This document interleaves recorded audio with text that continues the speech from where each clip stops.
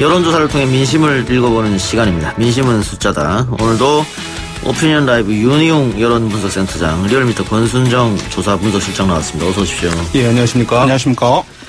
권순정 실장 본부장으로 승진했는데 우리 제작진에서 역시 대본에 계속해서 실장으로 해놓네요. 뭐 본인도 실장으로 해놓고 뭐.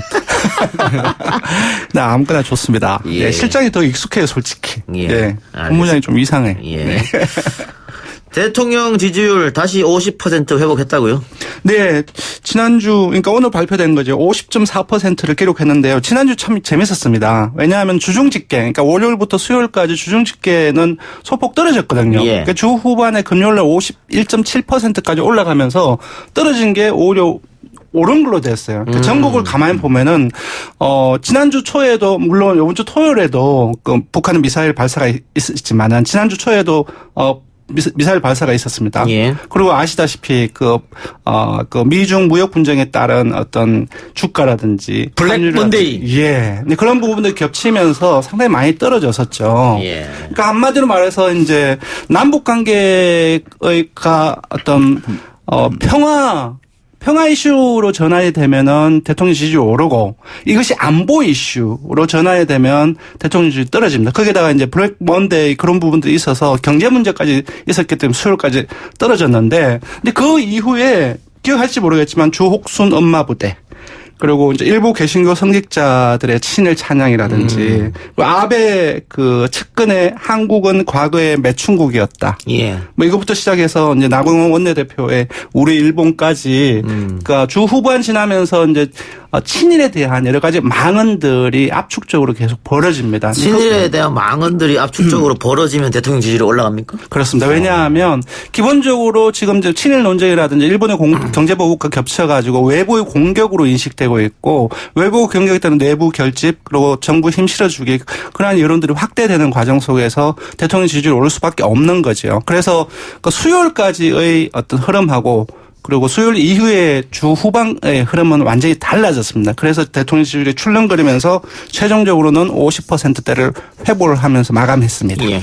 주 초반에는 떨어졌는데 주 후반에 많이 올라서 결국은 오른 걸로 마감됐다. 맞습니다. 이 말씀이네요. 예.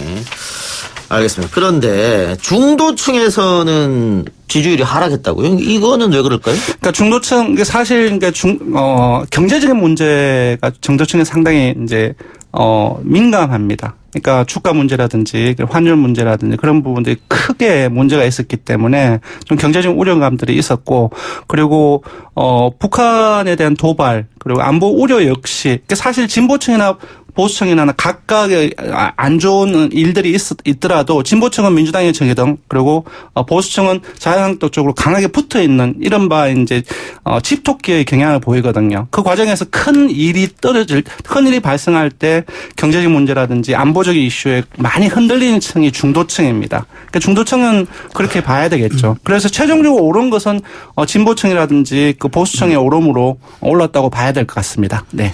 보면 어떤 분들은 북한의 미사일 도발이 상당히 이제 지금 빈번하게 나타나고 있는데, 뭐 이제 그게 대통령 국정 지지율에 영향을 그렇게 많이 주지 않는 게 좀 이상하다라고 생각하시는 분들이 있을 수도 있을 것 같아요. 그래서 뭐 이제 안보를 중시하는 보수층에서는 일부 이제 영향을 받을 수는 있을 텐데, 이것이 이제 북한의 도발이 과거에 비해서는 한국인들에게, 우리나라 국민들에게 그 불안감을 증폭시키는 것이 좀 제약되고 있는 것은 좀 틀림없어 보여요. 예. 그러니까 과거처럼 이제 미사일 도발이 있고 이렇게 빈번하게 있으면은 정말 모든 이슈가 여기로 모아지게 되면서 대통령의 또는 정부의 국정 수행에 대한 이제 의문을 좀 표시하는 것들이 강해질 수밖에 없는데, 지금 같은 경우는 이것은 이제 북한이 지금 뭐 미사일 도발을 하는 것이 남한에 대해서, 대한민국에 대해서 위협을 가하려고 하는 것이다, 또는 과거처럼 정말 우리가 불안감을 느끼고 위협이 되는 것으로 인식한다라고 하는 것이 상당히 좀 약화되어 있는 측면이어서, 과거만큼 북한의 미사일 도발이 어떤 대통령이라든가 여권에 미치는 그런 부정적 효과가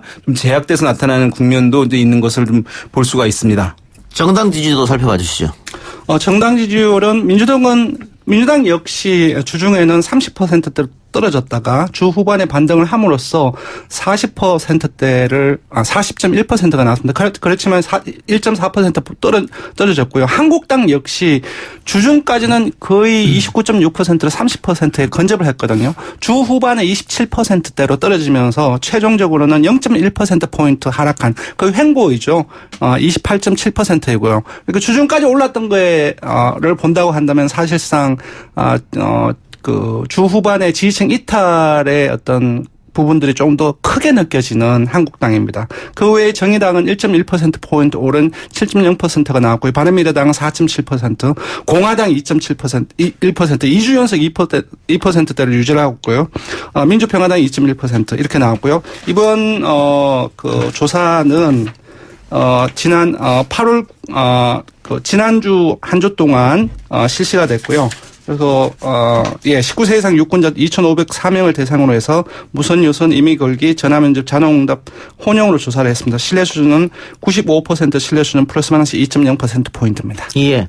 한국당이 28.7, 바른미래당이 4.7, 공화당이 2.1, 이 다 합치면 30% 후반대로 가거든요. 그러네요. 네. 그것 때문인지 모르겠습니다만은 네. 예, 나경원 원내대표가 네. 바른미래당 함께하자, 유승민도 함께할 수 있다, 안철수도 함께할 수 있다 이런 얘기를 했단 말이죠. 일단 기본적으로는 그 여러 가지 이제 온라인상에서는 이러한 얘기가 있습니다. 30%의 과학. 아무리 어떤 일이 있어도 우리나라의 축적된 보수층은 10명 중에 3명이다. 예. 그러니까 탄핵 국면이 있긴 했지만 그런 부분들이 지난 6.13 지선에서 정당 지지율이 얼마였습니까? 27.8%가 나왔죠. 예. 거의 30% 육박을 했죠. 그때보다 지금 전국은 상당히 자유한국당 지지율이 계속 오르는 상황이지 않습니까? 예. 그런 것들을 감안했을 때 자유한국당을 비롯해서 이제 공화당이라든지 바른미래당 포괄하면 30%대 중반이 나오는 것이고요. 물론 그 일본 경제 보복을 하는 전 과정에서 보수층이 좀 위안되는 경향이 나타났습니다. 왜냐하면 지도층의 메시지하고 그리고 이제 반일 감정이 있는 자유한국당을 지지하는 보수층 일부 자체가 떨어나온 부분이 있지만 그럼에도 불구하고 10명 중에 6명의 집토끼 그러니까 보수층 같은 경우는 기본적으로 자유한국당을 지지하고 있거든요. 그럼 그들이 강한 자신감 어떤 제안을 하고 하는 자신감으로 연결될 수가 있다고 봅니다. 네. 예. 윤희용 센터장은 어떻게 생각하십니까?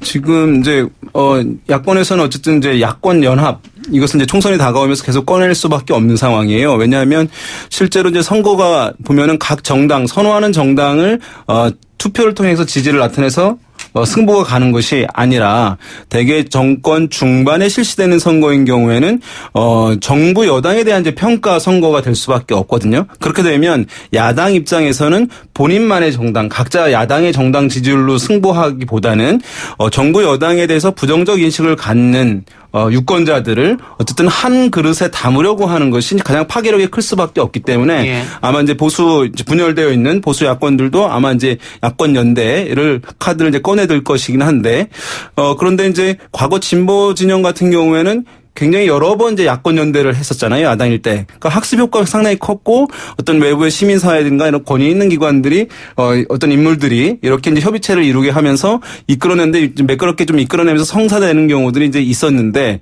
지금 이제 보수는 야권 연대를 사실상 처음 하는 거예요. 예. 시도하는 건데 과연 권위 있는 어떤 그 인물이 있을 것이냐 그것을 리딩할 수 있는 것이 그런 의문이고 한 번도 경험해보지 않은 거기 때문에 매끄럽게 가기가 쉽지 않은 부분들. 그리고 또 하나의 문제는 무엇이냐 하면 지금 물론 이제 야권 성향을 가지고 있는 분들은 정부 여당에 대한 이제 비토 정서가 강하긴 하겠습니다만은 그 야권 성향인 사람들 중에서도 한국당에 대한 비토 정서가 강하게 또 있다는 것이 하나의 문제예요.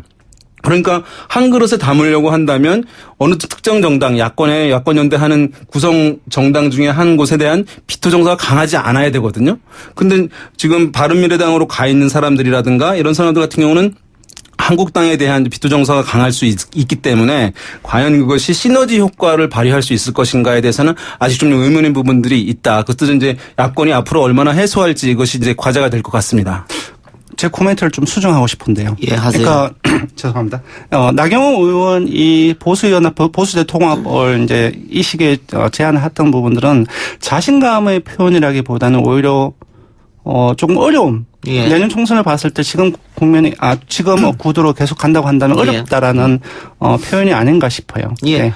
예, 그 전에 자신감 있었을 때는 야권 단일화 안 한다. 그렇죠. 우리끼리 가겠다 이렇게 했었거든요. 30%막 치고 올라고 할 때는. 네. 지금은 조금 바뀌었기 때문에 아마 네. 그렇게 얘기한 것 같고. 오늘 우리 정부가 일본에 대한 맞대응 카드로 우리도 화이트리스트에서 일본을 제외하기로 했어요. 이 결정은 국민들이 어떻게 받아들일까요? 일단 기본적으로 국민들 같은 경우는 정부의 그 지금 대응 모습들 자체가 냉정하고 침착하게 일본의 대응이 있으면 너무 나서는 것이 아니라 일본의 공격이 있으면 거기에 대한 어떤 수평적으로 맞대응하는 그런 쪽으로 정부의 전략을 다 읽고 있다고 생각합니다. 그런 일환으로서 요번에 그 백색 조치 우리도 그 제외를 하는 그 결정을 하지 않았나 싶고요.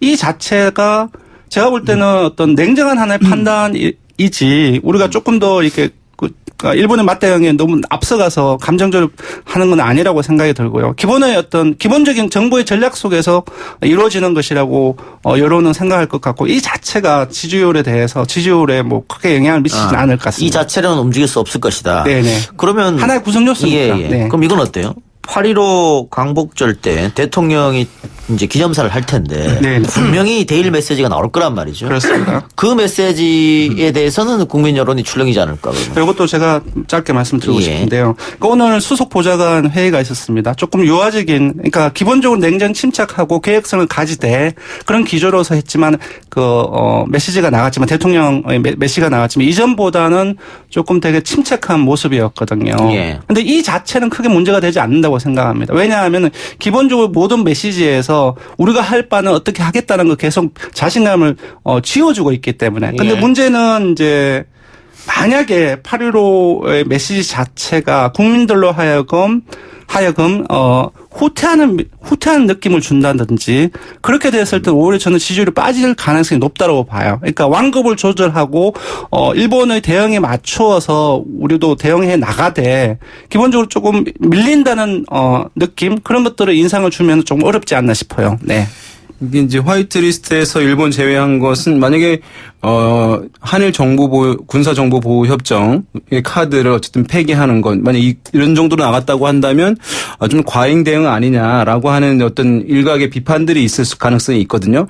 일본이 지금 국제사회에 지지를 받지 못하거나 우리 국민들의 공분을 사는 것은 여러 가지 어떤 불만들이 일본에도 있을 수 있겠지만 굉장히 그것이 비대칭적인 카드를 꺼내 들었기 때문에 국민적인 분노가 좀 크다고 할 수 있거든요. 그런 상황에서 우리나라가 지소미아 한일정보보호협정 같은 카드를 만약에 폐기하는 것을 꺼냈다고 한다면 좀 논란이 있었을 가능성이 없지 않겠습니다만은 일본에서 백색 국가에서 제외하는 조치를 취했기 때문에 그것에 대한 합리적인 동일한 대칭적 카드로서 그걸 꺼냈기 때문에 별다른 이제 여론의 반감이 형성될 가능성은 높지 않다고 보고요.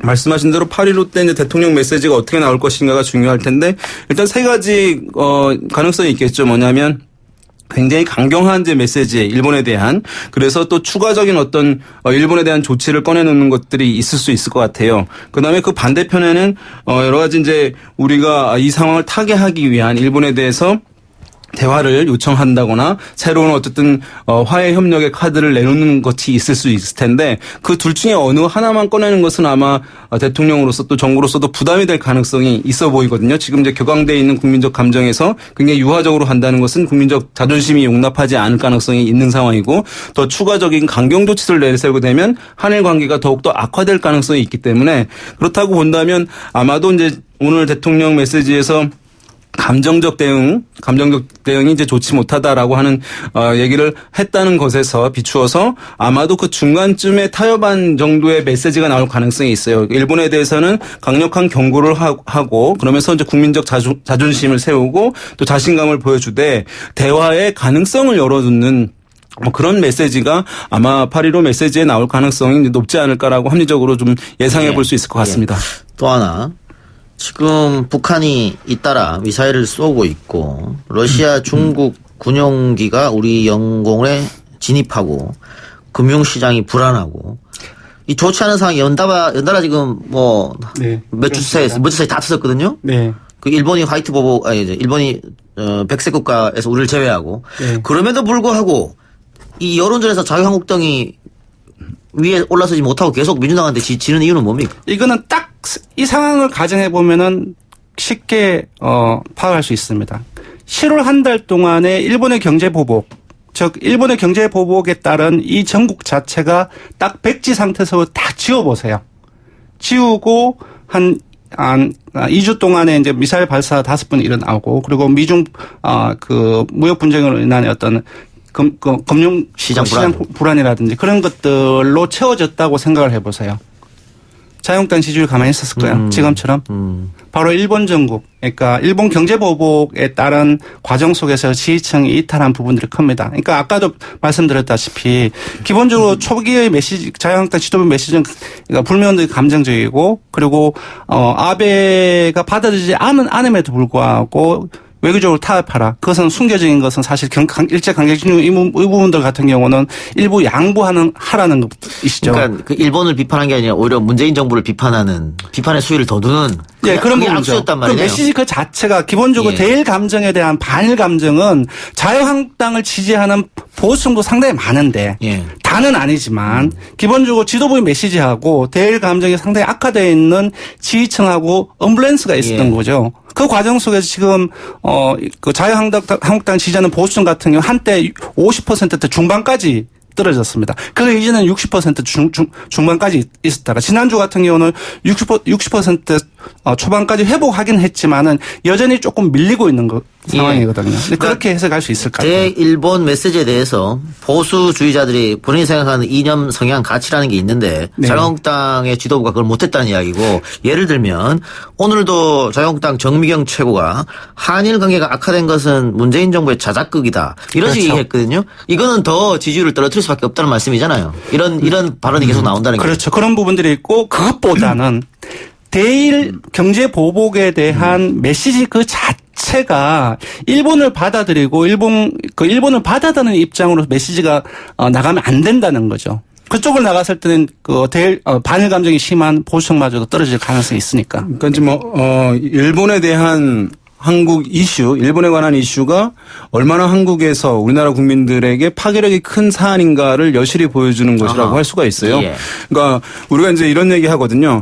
한국에서 국민 통합을 이루기 위해서 가장 최적의 이슈는 일본에 대한 이슈이다라는 얘기를 합니다. 그러니까 일본에 대해서 반감을 갖게 되는 어떤 국면에서는 그것이 이제 진보와 보수, 좌와 우를 넘어서 한 목소리를 내는 경향들이 이제 다른 모든 이슈를 넘어서 매우 강하게 나타나는 현상이거든요. 그런 부분들을 한국당의 어떤 일부 정치인들이 그 미묘한 한국인들의 밑바닥에 흐르는 매우 강력한 정서, 이것을 면밀하게 좀 살피지 못한 측면들이 있지 않았나, 그런 생각을 하게 됩니다. 현안 조사 한번 얘기해 봅시다. 트럼프 대통령이 한국 방위비 분담과 관련해 공개적으로 불만을 터뜨리고 있습니다. 사실상 방위비 분담금 인상을 압박했고, 우리 아직 협의에 들어가지도 않았는데 이미 한국이 내기로 했다, 이런 말도 했어요. 네, 그렇습니다. 내년 방위비 분담금 관련해서 여론조사 하셨다면서요? 네. 그 YTN 의뢰로 금요일 날 500명을 대상으로 조사를 해봤는데요.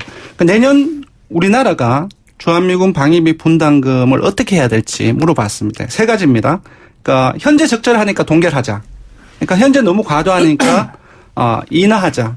현재 너무 적다. 사실상 트럼프 말대로 인상해주자. 요 3가지로 물었는데 동결이 50%가 나왔습니다. 그리고 인하를 해야 된다. 그러니까 현재도 너무 많다는 의견이죠. 이것이 4명 중에 1명인 25%입니다. 그러니까 동결 여론하고 인하 여론을 전부 다 더하면 4명 중에 3명 정도, 거의 대다수로 저는 보는데요. 여론조사에서는.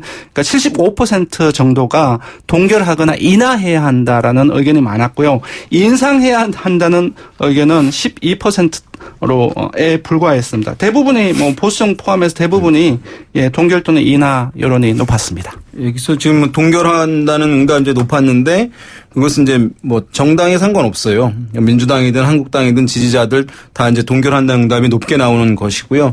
이것은 우리나라 국민들 또 세금 부담으로 이어지는 것이기 때문에 그것에 대한 이제 강력한 반감을 드러낸 것이라고 할 수 있겠고 또 한 가지는 앞서 이제 좀 말씀드린 것과 연관되어서 북한이 이제 우리에 대한 위협 이것이 과거보다 많이 감소된 것 아니냐라고 하는 국민들의 어떤 약간의 인식의 변화 이것도 어떤 방위비 분담에서 해서 이제 인상되는 것에 대한 거부감들을 드러내는데 중요한 배경 중에 하나가 되고 있는 것으로 분석이 됩니다. 예, 일단 요 조사 개요도 설명이 필요할 것 같은데요. 예, 이 조사 개요는 이 조사는 8월 9일 금요일에 했습니다. 전국 19세 이상 성인 남녀 500명을 대상으로 했고요. 역시 조사 방법은 유무선, 이메일기, 전화면접, 자동응답 혼용을 했습니다. 표본 오차는 95% 신뢰수준 플러스 마이너스 4.4%포인트였습니다.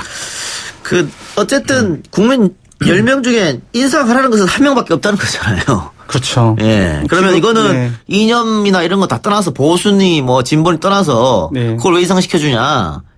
왜냐하면 올해도 작년에 비해서 8-9%포인트 올랐습니다. 상당폭 올랐고 1조가 넘어섰잖아요. 거기서 더 5조 이런 식으로 그런 얘기도 나오고 있는데 또 올린다는 것은 아무리 그 한미 동맹이라 하더라도 그러니까 우리나라를 지켜주는 것뿐만 아니라 국민들도 그건 다 알고 있거든요. 그러니까 미국의 동북아 세계 전략 속에서 러시아라든지 중국을 견제하기 위해서 이쪽에 군비를 증강시키고 조미군 주도하는 측면도 우리나라 국민은 다 알고 있는데 전부 다 우리한테 떠넘기려고 한다는 생각이 많은 것 같아요. 그렇게 해갖고 정부가 예를 들어서 트럼프가 원하는 5배는 아니더라도 어느 정도 올려줬다고 하면은 그러면 또 정부 대통령 지지율 떨어지는 거 아니에요? 그러면 이렇게 국민들이 반대하니까? 하나하나 모든 부분들을 그거 가지고 대통령 지지율 떨어진다, 높아진다, 그렇게 얘기하기는 힘들고요. 그 사안 자체, 국민들이 요구하는 부분들과 다르게 정책 결정이 났을 때는 기본적으로 이제 부정적인 요기는 하긴 하죠. 하지만 그 폭이라든지 다른 이슈까지 있기 때문에 이게 단선적으로 이건 부정적이가 떨어질 것 같아라고 얘기하기는 어렵습니다. 정부로서는 사실 곤혹스러운 측면이 있을 수밖에 없을 것 같아요. 지금 한일 간의 전선이 있는 상황에서 이 문제로 이제 한미 간에 어쨌든 균열이 발생하게 된다면 전선이 이제 여러 개가 나뉘어지는 것이기 때문에 아마 정부로서는 상당히 곤혹스러운 상황일 것은 이제 틀림없어 보이긴 하는데요. 어쨌든 이제 그렇다 하더라도 인상이 좀 된다 하더라도 이것이 정치적으로 크게 이제 이슈가 되지 못할 것은 어쨌든 보수 정당이 한미 동맹을 중시하기 때문에 아마 강력하게 또 반발하지는 못할 것으로 보입니다. 알겠습니다. 두 분 수고하셨습니다. 고맙습니다.